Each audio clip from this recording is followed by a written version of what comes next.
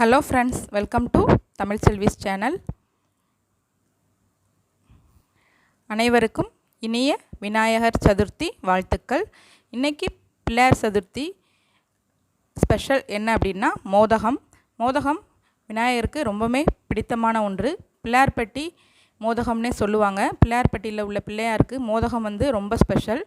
நம்ம வீட்லேயும் இன்றைக்கி விநாயகர் சதுர்த்தி கொண்டாடும் போது இந்த மோதகத்தை செஞ்சு நம்மளும் விநாயகரை வழிபடலாம். இந்த மோதகம் ரொம்பவே ஈஸியாக செய்யலாம். வாங்க இதை எப்படி செய்யலாங்கிறத பார்க்கலாம்.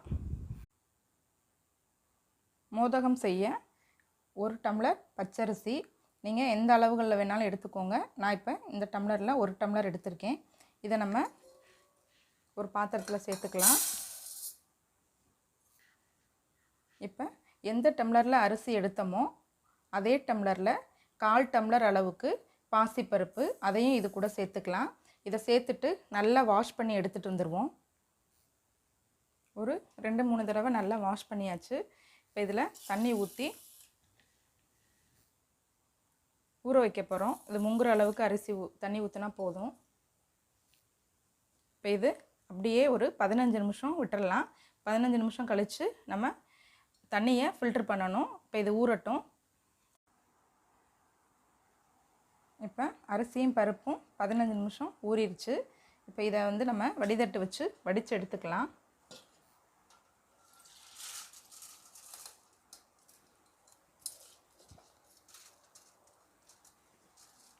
இதில் கொஞ்சம் கூட தண்ணி இருக்கக்கூடாது. எல்லாமே வடித்து எடுத்துக்கோங்க. இப்போ தண்ணியை ஃபுல்லாக நல்லா வடித்து எடுத்தாச்சு. இப்போ ஒரு காட்டன் கிளாத் எடுத்துக்கோங்க. இதில் இந்த அரிசியை நல்லா பரவலாக போட்டுடலாம்.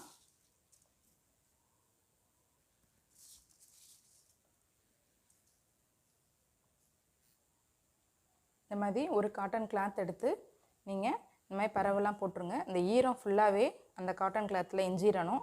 நீங்கள் ஃபேன் போட்டு ஒரு 15 நிமிஷம் அல்லது 20 நிமிஷம் வச்சிங்கன்னா இந்த தண்ணி எக்ஸ்ட்ரா உள்ள அரிசி மேலே உள்ள தண்ணி ஃபுல்லாகவே அந்த காட்டன் கிளாத் அப்சார்ப் பண்ணிக்கணும். ஃபேன் காற்றுல ஒரு 15 நிமிஷம் காய போட்டுட்டு எப்படி இருக்குங்கிறத பார்க்கலாம். இப்போ தண்ணியெல்லாம் நல்லா உணர்ந்துருச்சு. 15 நிமிஷம் சொன்னோம், 10 நிமிஷத்துலேயே நல்லா உணர்ந்துருச்சு. இங்கே பாருங்கள், இது செஞ்சோம்னா கையில் ஈரமே இல்லை. இந்த அளவுக்கு வந்தோடையும் நம்ம எடுத்துக்கலாம்.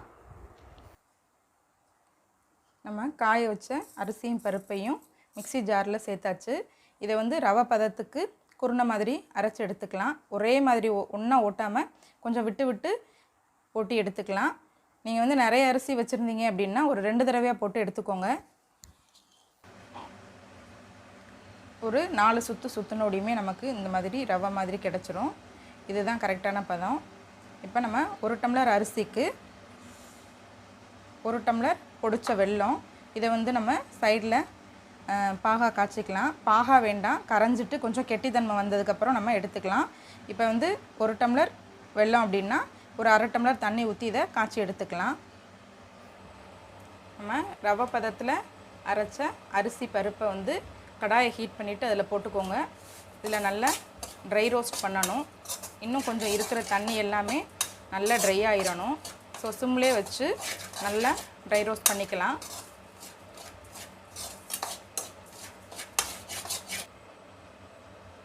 நான் அரிசி பருப்பு அந்த ரவையை ட்ரை ரோஸ்ட் பண்ணிகிட்டே இருக்கும்போது சைடில் தண்ணி சுட வச்சுட்டேன். 1 டம்ளர் அரிசி எடுத்தோம். இதில் 2 டம்ளர் தண்ணி இருக்குது. இது நல்லா சுட்டதுக்கப்புறம் நம்ம அதில் சேர்க்கணும். அதனால் சைடில் இதை சூடு பண்ண வச்சாச்சு. இப்போ இதில் உள்ள ஈரப்பதம் எல்லாமே போய் நல்ல பவுடர் ஃபார்ம் மாதிரி ஆயிடுச்சு. இப்போ இதில் நம்ம சுட வச்ச தண்ணியை சேர்க்க போகிறோம்.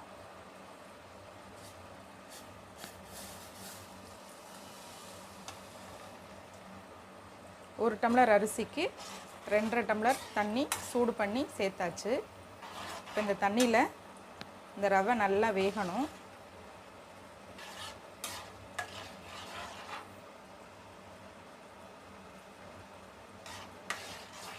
ரவைன்னு சொன்னோடையும் நம்ம ரவை போடலையேன்னு நினைக்காதீங்க. அரிசியை நம்ம ரவையாக உடைச்சி வச்சனால அதை ரவைன்னு சொன்னேன். நல்லா கொதி வந்ததுக்கப்புறம் மீடியம் ஃப்ளேமில் வச்சு மூடி போட்டு ஒரு 3 நிமிஷம் வேகட்டும். இப்போ ஓப்பன் பண்ணி பார்க்கலாம். நம்ம ஊற்றின தண்ணி எல்லாமே நல்ல இந்த அரிசி இழுத்துக்கிடுச்சு. இன்னும் கொஞ்சம் நல்லா வேகட்டும்.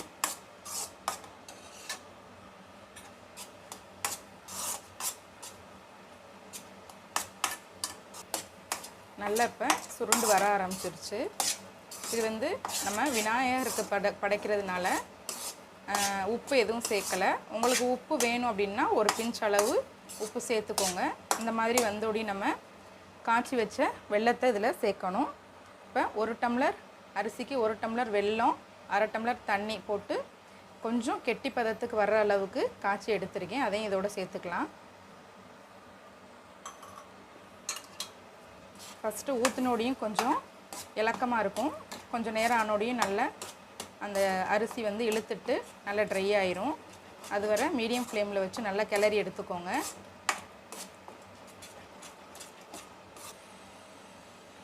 இப்போ நம்ம பாகு ஊற்றி நல்லா கெட்டியாகிடுச்சு. இங்கே பாருங்கள், நல்ல பாகெல்லாம் இழுத்துக்கிடுச்சு. இந்த ஸ்டேஜில் ஆஃப் பண்ணி இன்னொரு பவுலில் போட்டு நம்ம ஆற வைக்கலாம். இப்போ பவுலில் மாற்றியாச்சு. இது நல்லாவே கம்ப்ளீட்டாக ஆற விட்டுறலாம். ஆற விட்டுட்டு நம்ம உருண்டை பிடிச்சிக்கலாம். இது வந்து நல்லா ஆறிடுச்சு. ஆறினோடையும் நல்லா கெட்டியாகிடுச்சு பாருங்கள். இதில் வந்து 1/4 மூடி அளவுக்கு தேங்காய் துருவி அதை மிக்சியில் ஒரு 2 பல்ஸ் போட்டு இந்த மாதிரி சேர்த்துக்கோங்க. இல்லாட்டி வந்து வாயில் வந்து கடிப்படுற மாதிரி இருக்கும். அதனால் ஒரு 2 பல்ஸ் போட்டோம்னா இந்த மாதிரி நல்ல பவுடர் ஃபார்மில் வந்துடும். அதை இது கூட சேர்த்துக்கலாம். சின்ன ஸ்பூனில் 1/2 ஸ்பூன் அளவுக்கு ஏலக்காய் தூள், அதையும் இது கூட ஆட் பண்ணிக்கலாம். இது கூடவே வாசனைக்கு ஒரு ஸ்பூன் அல்லது 1/2 ஸ்பூன் அளவுக்கு நெய் சேர்த்துக்கோங்க. இது எல்லாத்தையுமே நல்லா கையில் பிசைஞ்சுக்கிட்டு அல்லது கரண்டியில் நல்லா கலந்து விட்டுட்டு உருண்டை பிடிச்சி எடுத்துக்கலாம். இதை நல்லா எல்லாத்தையும் சேர்த்து பிசைஞ்சாச்சு. இப்போ இதை உருண்டைகளாக பிடிச்சி எடுத்துக்கலாம். உங்களுக்கு எந்த அளவு பால் தேவையோ அந்த அளவுக்கு மாவு எடுத்து நல்லா பிடிச்சிக்கோங்க. உங்களுக்கு கையில் ஒட்டுச்சு அப்படின்னா தண்ணியில் நனைச்சிட்டு கூட இந்த மாதிரி பிடிச்சி எடுத்துக்கலாம். இது எல்லாத்தையுமே நம்ம இப்போ இட்லி தட்டில் சேர்த்துடலாம். இப்போ உருண்டைகளை இட்லி தட்டில் வச்சாச்சு.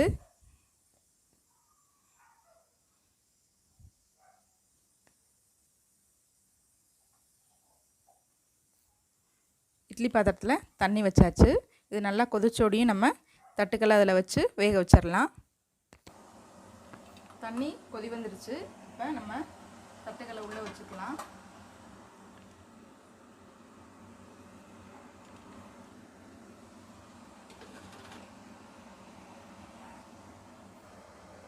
இப்போ மூடி போட்டு ஒரு 5லேருந்து 7 நிமிஷம் வரை இருக்கட்டும். 7 நிமிஷம் ஆயிடுச்சு. நம்முடைய மோதகம் வெந்துருச்சான்னு பார்க்கலாம். சூப்பராக சாஃப்டாக வந்துடுச்சு. இப்போ இதிலேருந்து எடுத்துக்கலாம். இந்த மோதகம் ரெசிப்பியை நீங்களும் விநாயகர் சதுர்த்தி அன்னைக்கு செய்து ட்ரை பண்ணுங்கள். ரொம்பவே டேஸ்டியாக இருக்கும். இன்றைக்குள்ள டிப்ஸ் என்ன அப்படின்னா, நம்ம இஞ்சி பூண்டு பேஸ்ட்டு அரைச்சி ஸ்டோர் பண்ணுவோம். அந்த மாதிரி ஸ்டோர் பண்ணும்போது நமக்கு ரொம்ப நாள் கெட்டு போகாமல் இருக்கணும் அப்படின்னா அது கூடவே கொஞ்சம் உப்பு சேர்த்து கலந்து வைங்க. கெட்டு போகாமல் நீண்ட நாட்களுக்கு வரும். இந்த வீடியோ பிடிச்சிருந்துச்சுன்னா லைக் பண்ணுங்கள், ஷேர் பண்ணுங்கள், மறக்காமல் சப்ஸ்கிரைப் பண்ணுங்கள். மீண்டும் அனைவருக்கும் விநாயகர் சதுர்த்தி வாழ்த்துக்கள். நன்றி, வணக்கம்.